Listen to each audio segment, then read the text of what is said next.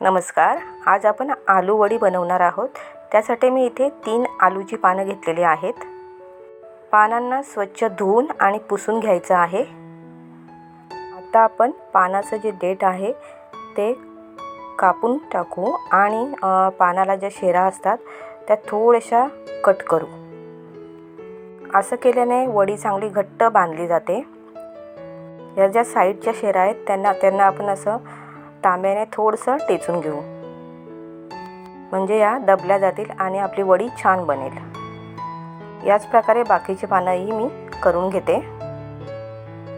वडीसाठी आपण 1.5 कप बेसन घेतलं आहे. आता आपण ह्यामध्ये घालणार आहोत एक छोटासा बारीक चिरलेला कांदा. त्यानंतर ह्याच्यामध्ये घालणार आहोत 1 चमचा तीळ. त्यानंतर आपल्याला घालायचा आहे 1 मोठा चमचा घरगुती मसाला. ह्यामध्ये मी 1 चमचा आलं लसणाची पेस्ट घातली आहे. त्यानंतर अर्धा चमचा हळद, अर्धा चमचा गरम मसाला, चवीनुसार मीठ. आता आपण हे सर्व चांगलं मिक्स करून घेऊ. आपल्याला थोडं थोडं पाणी घालायचं आहे आणि मिक्स करायचं आहे. पातळ होणार नाही याची काळजी आपल्याला घ्यायची आहे. पीठ घट्ट असेल तर वडी चांगली बांधली जाते. या पद्धतीने आपल्याला पीठ बनवायचं आहे. तर आपलं पीठ आता बनवून तयार आहे. आता आपण वडीच्या पानाला पीठ लावून घेऊ. तर आता आपण बेसनचा जो पीठ बनवला आहे तो अशा पद्धतीने वडीच्या पानावर लावून घ्यायचा आहे. सर्व बाजूने छानपैकी लावून घेऊ. तुम्ही पाहू शकता आपलं बेसन छानपैकी लावून झालेलं आहे. आता आपण ह्याच्यावर दुसरं पान ठेवणार आहोत. तो आता आपल्याला उलट्या दिशेने असं ठेवायचं आहे. यालाही आपण बेसन लावून घेऊ. जर वडीची साईज मोठी पाहिजे असेल तर 4-5 पाने आपण घेऊ शकतो. तर आपली 2 पानं लावून झालेली आहेत. आता आपण तिसरा पान घेणार आहोत. ह्या पानालाही आपण बेसनचं पीठ छानपैकी लावून घेऊ.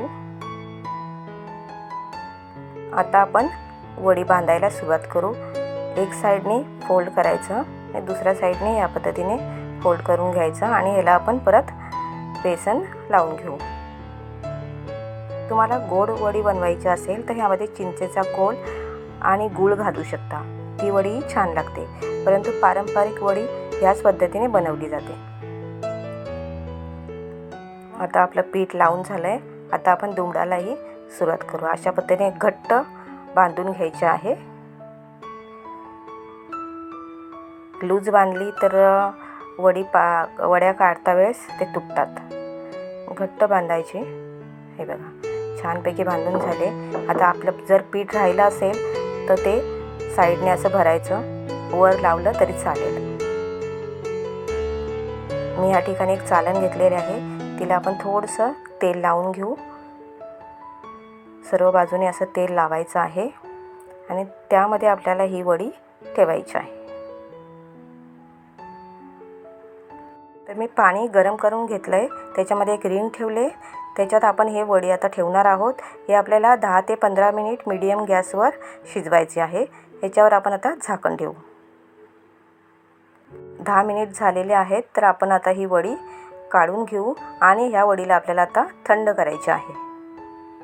थंड झाल्यानंतर आपण ह्याच्या वड्या पाडणार आहोत. वडीला आपल्याला पूर्णपणे थंड होऊ द्यायचे आहे. तुम्ही पाहू शकता वडी थंड झालेली आहे. आता आपण सुरीने याच्या वड्या पाडून घेऊ. जाड पातळ ज्या पद्धतीने आपल्याला हव्या असतील तशा आपल्याला वड्या पाडायच्या आहेत. तुम्ही पाहू शकता किती छान वड्या निघत आहेत. याच पद्धतीने मी सर्व वड्या कापून घेते. आपल्या वड्या कापून झालेल्या आहेत. आता आपण ह्या फ्राय करणार आहोत. एका तव्यामध्ये मी तेल गरम केलेलं आहे. तेल छान गरम झालं आहे. तर आपण ह्यामध्ये वड्या सोडणार आहोत. मीडियम स्लो गॅसवर आपल्याला ह्या फ्राय करायच्या आहेत. छानपैकी सोनेरी रंग आला की आपण ह्या उलट्या करू. थोडं चेक करायचं. जर वडी शिजली असेल तर आपल्याला ह्या उलटून घ्यायच्या आहेत. तर आता आपण ह्या पद्धतीने वड्या उलट्या करून फ्राय करून घेऊ, म्हणजे आपल्या वड्या दोन्ही बाजूने छानपैकी फ्राय होतील. तुम्ही पाहू शकता वड्यांना छान गोल्डन कलर आलेला आहे. तर आता आपण ह्या वड्या काढून घेऊ. ह्याच पद्धतीने बाकीच्या वड्याही फ्राय करून घेते. तर आपल्या वड्या बनवून तयार झालेल्या आहेत. कुरकुरीत आणि चविष्ट अशा या वड्या आहेत. जर तुम्हाला रेसिपी आवडली असेल तर चॅनलला लाईक आणि शेअर करायला विसरू नका. थँक्यू.